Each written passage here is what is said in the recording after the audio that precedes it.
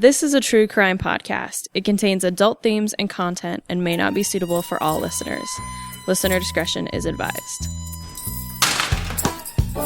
When a guard would stop and talk to you, you used to stand back and you would yell so people could hear what you were saying to that guard as they walked by or within the vicinity.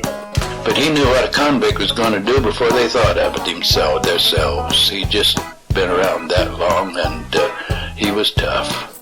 They'd find Sparky in about every conceivable place you could imagine, which we would, of course, dump. They'd wait until everybody was locked up, and he would open his door and run down to cell one and get a bugler can full of Sparky and take it back to his cells.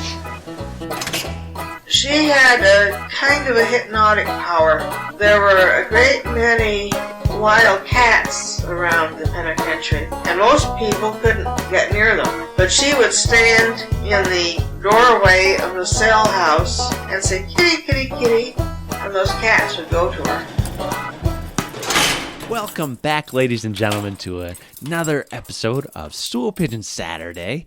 Today, we have a return of a very special guest, my cellmate, my office mate here, Suzanne Squires, who's going to tell us a fascinating story that will actually tie into the finale of this season. So welcome to the show, Suzanne. Thanks, Anthony. Great to be back. Yeah. How's your holiday season going? It's great. Yeah. Loving it. Loving eating, and being outside and just loving the time off. Oh, yes. Good. Nice. Thanks. Well, excellent. Well, Suzanne, what do you have for us today? Well, this all started when you and I actually had a discussion about looking for inmates who had positive or had experienced some prosperity or positive experience while they were in prison or after they were incarcerated here. And so as I was looking through some information about Lou Clapp, Warden Clapp, I found this article in the 1945 Statesman about a prisoner who was being released. He's in the photo with Assistant Warden Paris O'Neill, and he's being pardoned, and it looked like he was off to have a better life, and I was super excited, and I told you about him, and you were like, let's just take a closer look at this, Mike Donnelly. And so I said, okay, sure. So I'm always, I'm thinking this is going to be great, and as I'm reading and a book that I'll talk about in a minute and newspaper articles, I realize, wow. Oh, yeah. So probably not the concept of positivity and prosperity that we had hoped for. Yeah. But anyway, it's a wild and crazy story. So that's what I'm going to tell you a little bit about his life today. Yeah, I can't wait. I hated to burst your bubble because I was like, oh no, have you looked much more into his life? I know. But that one picture just caught my eye. And yes, getting into his life with Statesman articles. And most importantly, this book, it's called Hunted. It is by Dale Sell. He lives in North Idaho, and he was got super interested in Mike Donnelly because of his uncle, who had told them about their grandfather, who had been part of a posse that was after Mike Donnelly up in North Idaho. And so he and his uncle go out to this bridge where there's supposedly these bullet holes in this shootout and whatnot. So anyway, that led Dale to write this book called Hunted, all about Mike Donnelly's life, which is amazing. Yeah. It's just absolutely amazing. It's about 200 pages. This guy was just everywhere doing all sorts of crazy things. So that's kind of what I'm going to talk about. All right. All right. So Mike is born in Harrisburg, Pennsylvania, April 3rd, 1882. Parents, Ethiopian, Indian, and Irish descent. Interesting. Yeah. And by Indian, do you mean by India or Native American? By India, correct. Interesting. Yes, okay. yes. He's the second of 8 children. Baptist family, strict disciplinarians, but I'm hoping that's not what caused him his wayward ways. But anyway, his dad dies after Mike is about 13 years old. So he kind of quit school, and his father worked in the steel mill. He did as well. He left town for a while, did some farm labor, came back, and eventually he really wanted to be a logger. So he's got the perfect physique for it. He's 6'2", about 200 pounds, super strong guy, loves being outside. So instead of working in the steel mills, he heads to the Ohio, Michigan area to do some logging there. So he's about 23 years old now. And again, he loves being outside, and the whole lifestyle really just kind of fits him. In 1910, he decides he's going to leave Ohio and Michigan. He's going to head west, where there's some real trees. So he's going to begin his logging career out here. And this is kind of in the area around Seattle, Washington. So his life is predominantly up and down the Washington West Coast, a little bit into Oregon, and then he eventually kind of makes his way into Idaho, which we'll get to later. So he is logging in a small town in Washington, and it's called Sultan, Sultan, Washington. I'm not sure it's still there, but a logging community. Anyway, December 23rd, 1910, he decides he's going to go into town, and he's going to go to the saloon. So he's having some drinks, celebrating probably the holidays. And as he's leaving, he's probably had too much to drink, and he is robbed of what little money he has. Oh, jeez. Yeah. Oh, that's heartbreaking. Right before Christmas? Right before Christmas and whatnot. So obviously sleeps it off that night, gets up the next morning and decides, you know what? This isn't going to happen ever again. So he goes back to the saloon and he robs the saloon. Oh. Yes. The one that he was robbed at? Correct. So he goes in, takes what little money there is out of the register, and heads out of town. Thinks, okay, this is just gonna get away, and I'm gonna go on with my Christmas. So he does, and I want to just say that most of his escapes, as he's escaping, whether it's from the penitentiary or as he's escaping sheriff and whatnot, he's incredibly talented. He hops trains, he steals horses, he hikes, he has hideouts. He is incredibly gifted as far as being outdoors and eluding the law. Yeah. So it just kind of just continues, and it just is amazing. So after he robs the bar in Sultan, Washington, he hops on a train and he heads north to an area called Snohomish, Washington. All right. And he's there. So this robbery has just happened not less than a day ago. And the sheriff and people up there already know that he has done something wrong, and they kind of recognize him. He's definitely looks different probably than the people that are there. He has that Ethiopian descent, darkish skin and whatnot, so probably very recognizable and easy to pinpoint. And so the sheriff is like, oh my gosh, we've got this guy, and they begin the chase. So he's walking out of town, but they're after him, and he runs out of town and he hops on a train. Wow. So the railroad is his friend. Narrow escape. Exactly. And he's traveling north to Seattle. And on the train, he meets a guy named Slim. Okay. So now they are together, and they are trying to figure out what they're going to do. And they rob another bar, and they're hiking, and they're just kind of going from area to area, getting by on with what they could. And they end up back at a logging camp that they had both worked at before in Concrete, Washington. It's very interesting. Dale has several maps in his book, and it's very interesting to see where these are because he's bouncing around so much. I finally had to stop looking at the maps because I'm just like, wow, this guy is all over the place. Is Concrete famous for anything? I just think was a logging community. Oh, okay. Yeah, I know. I'm thinking too. Okay, what's going on here? Are they making concrete or what? All right, yeah. Yes. So anyway, as they arrive at Concrete, they go to the logging camp. There's no work for them. So they're like, okay. So they decide to move on, and as they're walking, like I said, remember they're traveling by foot, walking a lot, they come across a mail drop, and it's a mail drop for the logging company. Okay. And they see some boxes there, and they open up a box or two, and they find some new boots. Oh. All right. Okay. So now they've got new boots, and they're probably thinking, sweet, we can continue on our journey. And there happens to be a delivery man that works for the logging company, and he kind of sees these guys off in the distance and sees what they're doing and approaches, and sure enough, they'd opened some boxes and stolen a pair of boots. So he runs into town, and he actually was able to inform the foreman of the logging company there. His name happens to be Wynn Stevens, and he's there with Judge Gelbreth. And so they're both like, wow, they're not going to get away with this. We're going to get our horses and our guns, and we're going to go after him. Yeah. So it's like, all right. So they know these guys are headed out of town, and they are on their horses running after him. And there's a small little shack, and they can see that they're probably in there doing whatever, having lunch or whatever. Yeah. And so bullets start to fly. And these guys both have guns as well. So Slim and Michael both have guns. Bullets are flying. And the judge is killed. Wow. Stevens is wounded. And Donnelly and Slim get away. And guess what? They hop on a train. Wow. Yeah. So now they're headed to an area called Gray's Harbor. And there's a hotel there. And so Donnelly is wounded in this altercation. Okay. All right. Yeah. So they check into a hotel. Slim's like, you go ahead, go in, rest. I'm going to go see how we can get out of here, whether it's by train or, in this case, they alluded to the possibility of a boat. Now, there's another method of escape, right? So we've got all of that happening. So he's off looking for this method of escape. And the landlady, when they checked in, does realize that something's not right. One guy leaves. The other guy didn't look like he was doing very well anyway. So she ends up calling the marshal.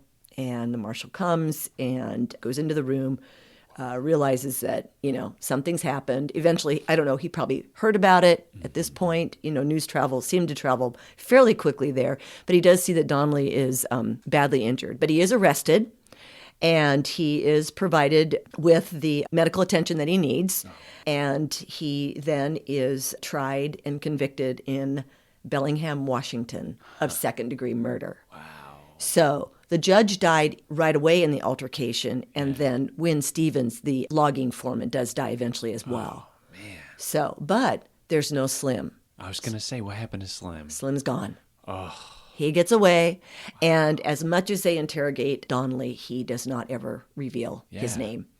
And I wonder if he even knew it, if they were just kind of, traveling, train hopping hobos. Hobos, who just exactly. went without, identity. Just, call me Slim, call me Stout. I don't know. Call me whatever, but that's not my real name, right? Right, yeah, wow. Yes. So anyway, that is, it's absolutely just crazy to watch his escape attempts and success at hopping trains and eluding people for long periods of time.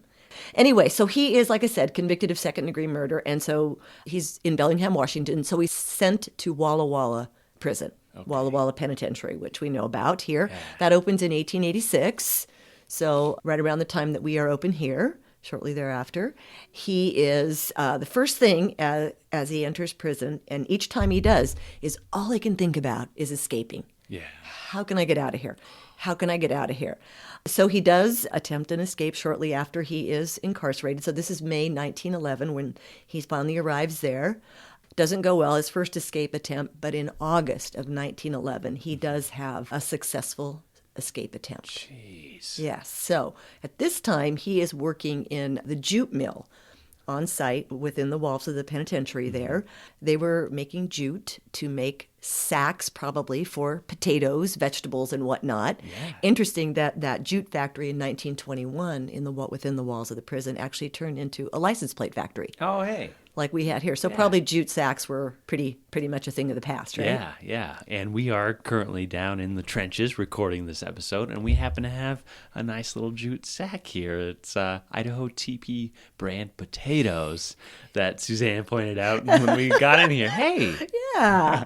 So anyway, that is, and so in another concept or another thought about the jute mill is it was noted that it might have been the place where Mike Donnelly meets Noah Arnold, your inmate that you will allude to here at the end of your season. Mm-hmm. So his successful escape attempt happens in a dust storm.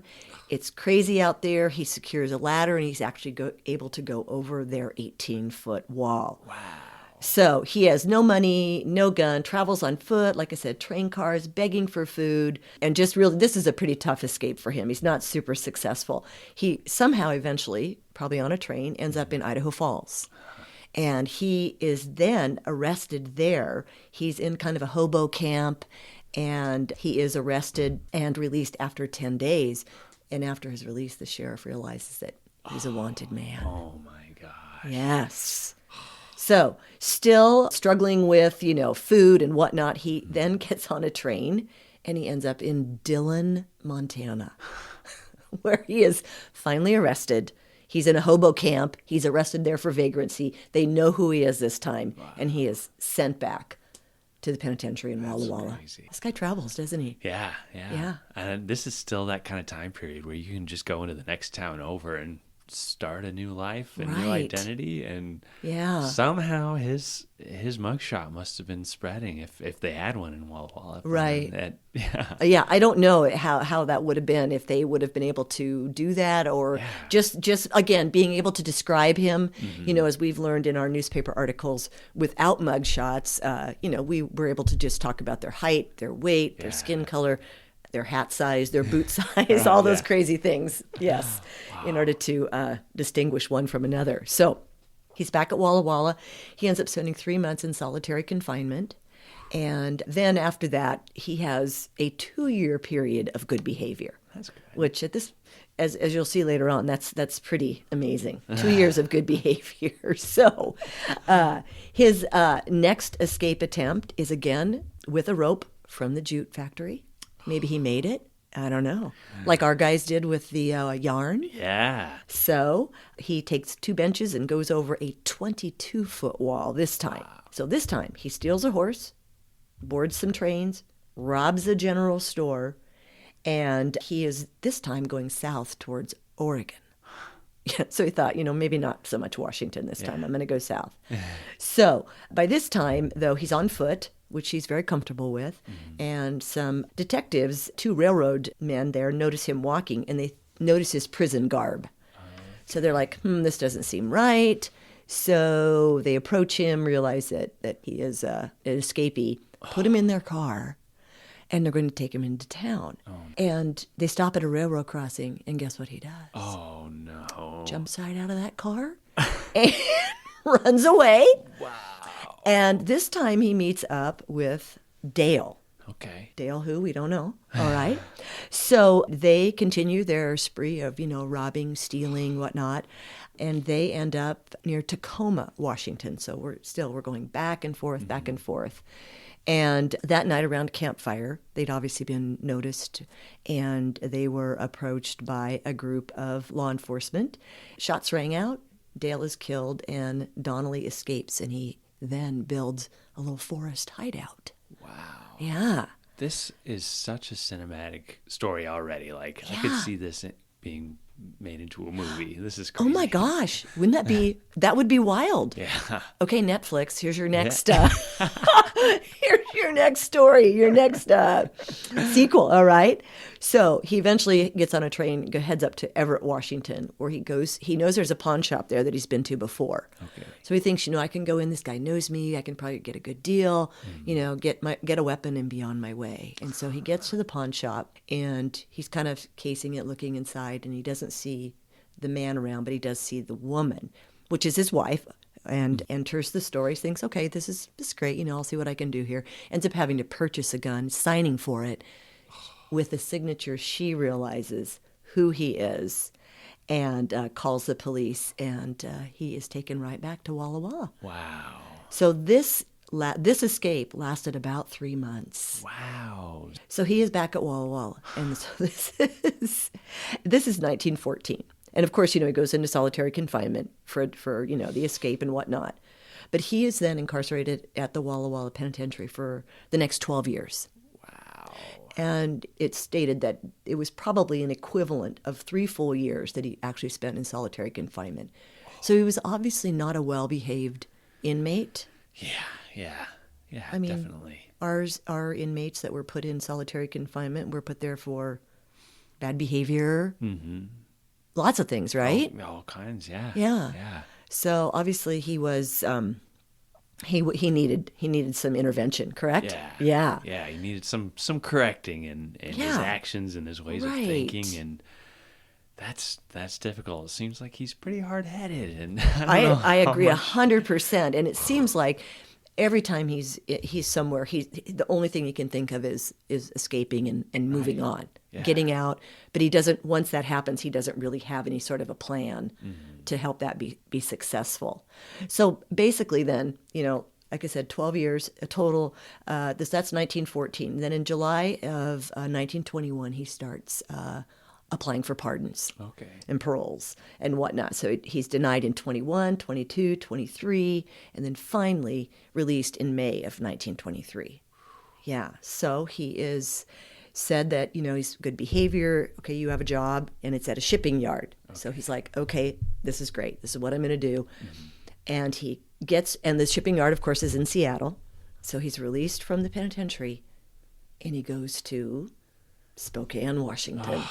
Starts with an S, but wrong direction. Yeah. So he goes to Spokane, Washington. And actually, then this is where he meets up with Noah Arnold. Okay. Yes. So, not sure actually how they met up in Spokane, but sometimes those type of people they gravitate toward you. Maybe it was, in a boxcar, maybe it was near the railroad, whatever. Yeah. But they get together, and this is where the crime spree of 1923 begins, which actually brings both of them to the penitentiary here in Idaho. Yeah. So this is in we're in North Idaho now, Pend Oreille Hotel. They decide they're going to rob the hotel. And the sheriff arrives, and Donnelly shoots him in the back, but he does not die. And so they take off with what little money they were able to get, and they hop on a train. Oh, jeez. And they go to Plains, Montana. So in Montana they decide they're going to rob a bank, the Farmers Merchant Bank. So this is set up where Noah is the one that goes inside the bank to get the money. Mike is going to wait outside, and then they're going to meet up and be rich and live happily ever after. So they do go in. Arnold does go inside. He does rob the bank.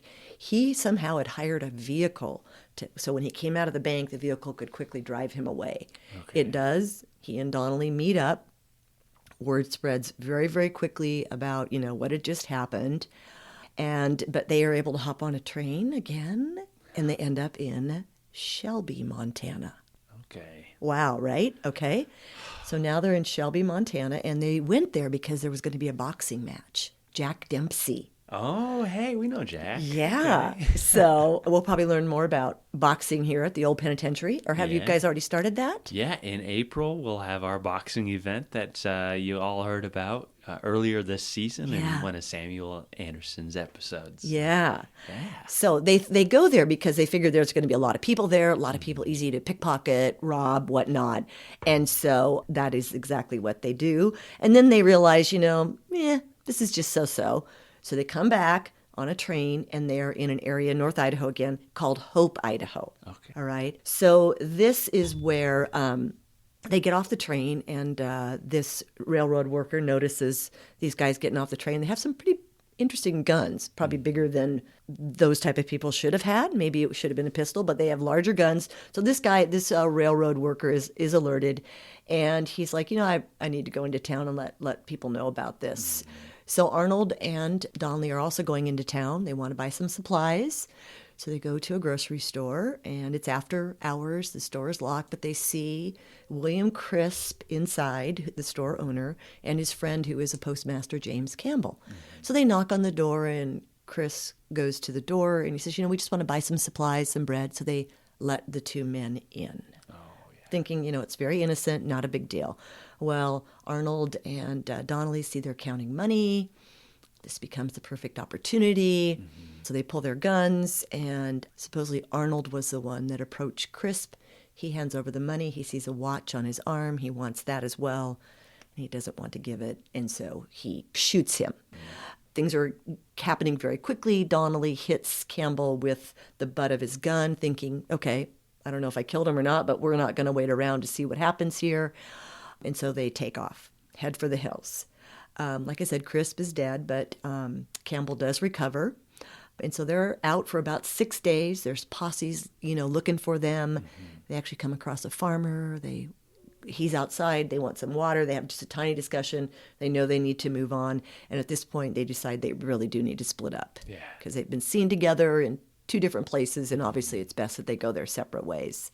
So eventually then, on July 25th, 1923, Noah Arnold is captured, and 6 days later, Donnelly is captured out in the hills around Hope, Idaho. And so they're brought into town. The town is incredibly upset about the murder of Crisp, and, they want to lynch him right then and there. Mm-hmm. They are, held and then given a trial, and they are convicted of murder. Yeah. So that is when they arrive. Same year, September 1923, is when they both arrive here at the penitentiary. In the finale, I'll talk a lot more about the mob that pops up during that point with Noah Arnold and Mike. And good. Yeah, so stay tuned for this last episode. Yes. Oof, yes. It's rough. Yeah. Yeah, I can only imagine, Anyway, so they arrive here and begin their stay. And Donnelly goes right to work in the shirt factory. Okay, so this is 1923. The shirt factory had probably just recently opened, 1920. Yeah, 1923, yeah. Yeah, okay. So he goes to work in the shirt factory, and again, what's the first thing on his mind? Escape? Maybe. Oh, no. And he does attempt one. It's not successful. And then right away, he's placed in the cooler and released supposedly after 6 months in the cooler. He's there off and on throughout his time here for his behavior. I believe that if the 1954 maximum security had been open, he would have been a prime candidate for that, just to be locked up in there 24 hours, 1 hour out. But anyway, that wasn't the case then. So he's inside, and he's the ringleader of an escape attempt that I think you've talked about. So he's in the cooler with some buddies. He's supposedly the ringleader. They try to escape. It's not successful. So again, he needs to spend time, probably in Siberia at this point, right? And it's the direct result of that attempt. You can actually see where Mike carved his name in the side of one of the cells. Yeah. So you can see Donnelly written there. The result of this escape attempt, where they sawed off all of the hinges to all these doors, led to the construction of Siberia soon after. So, it was probably inevitable that they were going to build Siberia, but I think it kind of spread up the process that, okay, group confinement, group punishment is not working out. Obviously, we've got a ringleader. We've got this Mike Donnelly who coaxed 15 other men in this cramped little cell house to saw off their doors, to rip out the toilets, to make weapons, and potentially hold our guards hostage and cause some mayhem. And fortunately, they prevented it. But it was just a few months after that Siberia opens up. And Yeah, the thought that goes into that, you're in there, okay, you guys, we can do this, this, and this, and this, and the whole process about, how can we make this a successful escape? Yeah. It's a lot of thinking. Yeah. So he's obviously, got a lot going on in his head all the time. Oh, my gosh. Yeah, early, the episode on Robert Early, I did. As soon as you walk into the cooler, to the left, you can see on the base, on the ground part of the door frame, you'll see Bob Early and his number, and then to the left of that, you'll see Donnelly written along the side of the wall. And Bob actually named his son Mike Donnelly Early. And so I think that he based it off of who later Mike became as a fellow prisoner, and kind of a beacon of good and change for a lot of the population here. But, yeah. Wow. Yeah. I'm not sure I would name my son Mike Donnelly, but I know. Yeah, that's pretty knowing everything that he's done and everything that he's tried to do. Yeah. Very interesting. Yeah. Ooh, yeah. We'll link that photo back on our Facebook page. So good. Check that out. Yeah. Okay. Great. After this escape attempt, for whatever reason, he kind of begins cooperating. Mm-hmm. His behavior kind of changes. Supposedly he paints greeting cards. Oh. And now I don't know. And then he starts doing a lot of reading and, maybe some self-reflection. I don't know. It doesn't sound like it when I tell you kind of what happens next. But anyway. I'd say, because he probably wasn't allowed to work in the shirt factory at that point. Yes, so right. It's probably a lot of cell time. And, if he just has a little bit of money that he made from the shirt factory, maybe he's buying some card stock. He can paint these cards and sell those just to make a little extra money here and there, just for extra commissary. And we did have good library here. Yeah. So the opportunity for him to read good books, of course, basically nonfiction. It did say that it looked like he was reading books about the Chinese and Hindu practices of probably, self-reflection, calm, mindful meditations and whatnot anyway. And a lot of people think that this particular man, Dale, felt like this might have helped him get through his solitary confinement times. Yeah, there are a lot of programs today in prisons teaching, current residents mindfulness and breathing techniques and things. Yeah, that's interesting. Yeah, I mean, he just does totally not even seem like that kind of person. But hopefully the evolution of, his behaviors and whatnot led him to be thinking. Patrick Murphy was incarcerated at the same time, and he's reading these other spiritual courses by Salisbury and these different philosophies about meditation and self-reflection and getting to your roots and your core of being a human being and trying to transform from inward out sort of thing. And so I bet that kind of philosophical aspect was kind of reverberating through the prison at this time with Patrick and Mike Donnelly. Yeah, interesting. And interesting that we had those books here. Why would those books be in the prison library? And how did they get there? A lot of things were just donated, weren't they, for the library? I mean, I know they did have small budgets where they could purchase them. And maybe deep down they were, here hoping that an inmate might be drawn to reading it and learning about these practices. We'll have to look at the library catalog. Maybe we can find what books they were reading. There you go. I like it. Oh, that's good. Another little down the rabbit hole here. Right? Warden's reports. What's in here? In about 1933 begins this transition with Warden Taylor, who is here and wants to begin more rehabilitation programs with inmates. Okay, so we know that was probably the beginning of that trend. And so anyway, Donnelly is given opportunities, obviously because of his behavior. He does some janitorial jobs. He's starting to receive a little bit more freedom. And he interacts with a local businessman by the name of James Compton, who is somewhat instrumental in helping inmates who are pardoned or paroled find jobs in the community. He finds them, allows them to have jobs with his company. Anyway, so he makes a connection with Mike Donnelly. So in 1937, Mike starts writing, to the parole board, wanting to be paroled and whatnot. When this one first happens in 1937, the people of North Idaho find out about it, and they're just absolutely livid. Nope, not going to happen. Because, he hasn't been in prison that long, and it was supposed to be a life in prison. So, we all know that they still had some pretty deep feelings of what had happened up there. They're writing objections and whatnot. So, of course, he's denied it then in 38, 41, 42, and finally then in 1943. Wow. He is given his 1-year conditional parole. And so he's 60 years old. Yeah. He's been in prison about 20 years of his life. Oh, wow. Just here in Idaho, right? Yeah. And then how many years? In almost Walla Walla? a decade Yeah, in Walla Walla? Exactly, about 15 years. Half his life almost. Wow. Yeah, so, it's interesting. I mean, this is really all he knows unless he escapes and, finds things to do out there, which all of them were illegal for the most part. Yeah. So anyway, his interaction with the businessman James Compton helps him then have a job. He's got a storage business and a trucking business, and so this is where Mike Donnelly is working. He finds him a little house.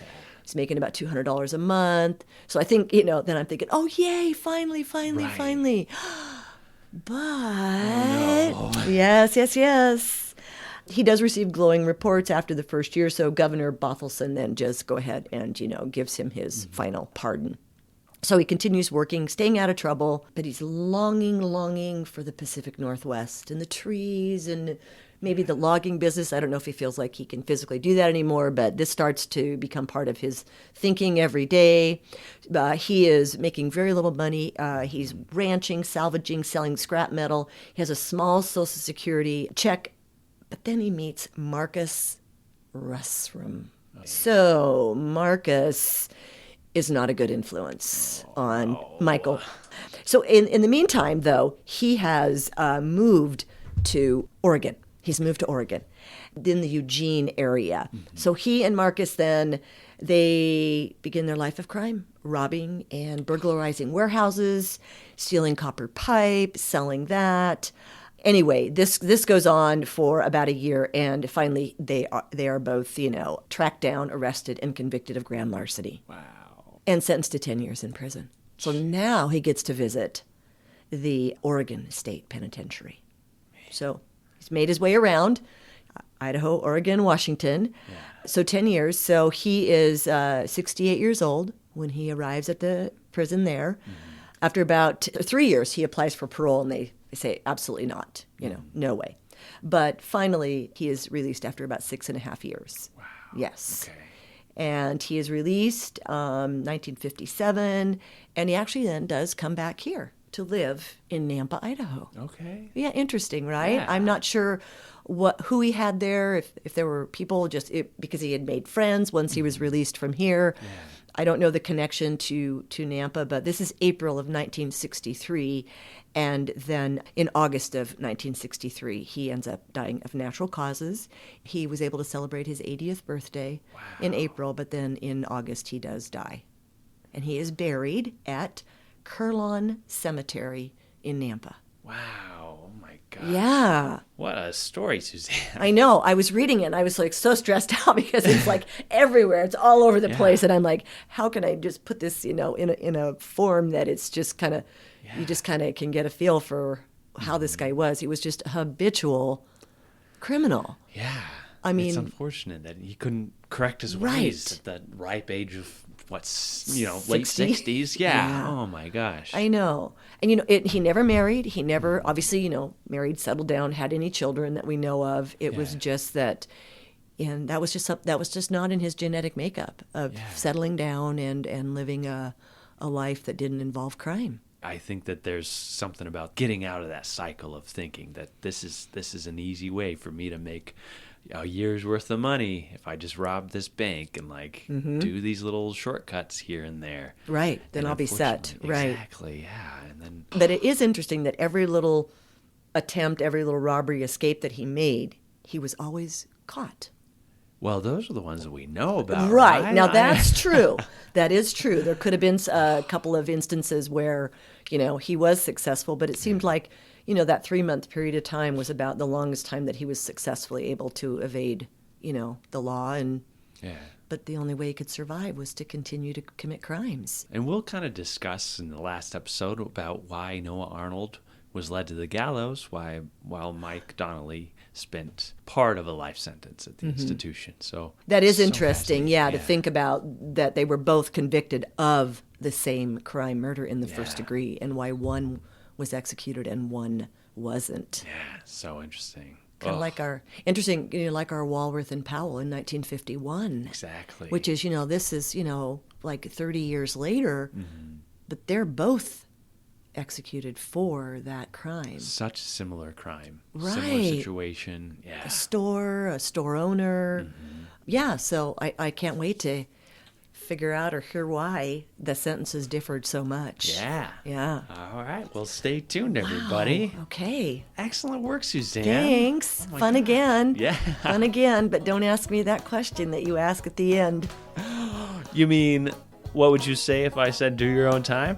Don't do the crime? Don't do the crime. I like it. That's good. Finally get it? Kind of? No. No.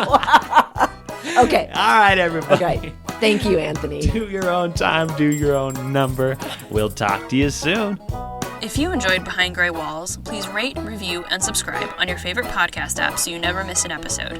Not only do we get to hear your feedback about the show, but it helps others find us as well. If you're interested in finding out more about the podcast and to see mugshots of the inmates featured in today's episode, follow our Facebook group at Behind Gray Walls Podcast. And we have a podcast Instagram as well. You can find us on Instagram at Behind Gray Walls Pod.